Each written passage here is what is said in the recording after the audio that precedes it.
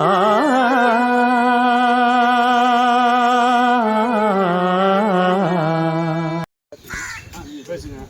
அந்த மூலிகையை பற்றி சொல்லிடுறேன். இந்த கொரட்டூர் நீர்நிலை பாதுகாப்பு இயக்கத்தில் மூலிகை விழிப்புணர்வு மக்களுக்கு சொல்லி கொடுக்குறோம். இதுக்கு பேர் டாட்டா தட்டி கிணற்று தவளை அப்படின்னு சொல்கிறது, கிணற்று பாசான்னு சொல்லக்கூடிய மூலிகை.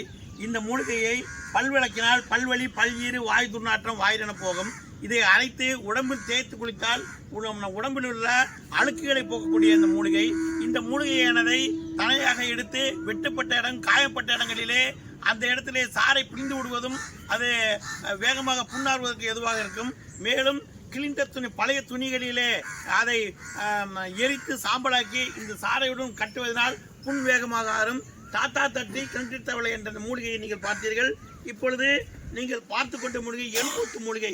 இந்த மூலிகை இரண்டாக பிளந்து அதை ஒட்டினால் ஒட்டி கொள்ளக்கூடிய மூலிகை. பாருங்க, ஒட்டிட்டேன். இதை வந்து ஒட்டினா இந்த மூலிகை ஒட்டும்.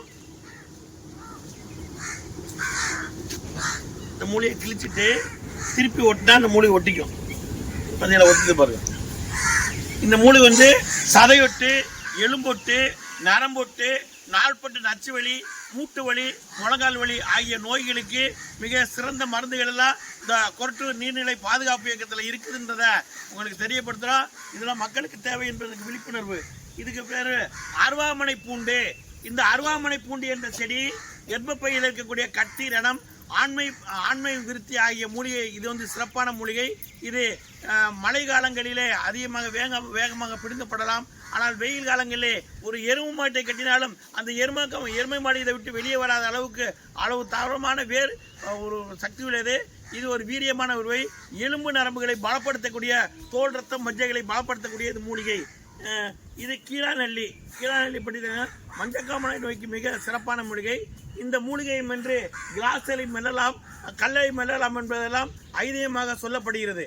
நன்றி, வணக்கம். கொரட்டூர் நீர்நிலை பாதுகாப்புக்கு நன்றி.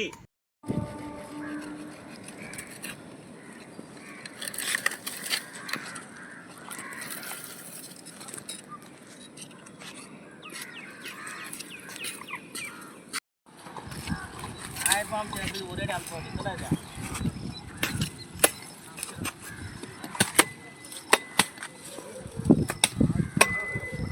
ஆ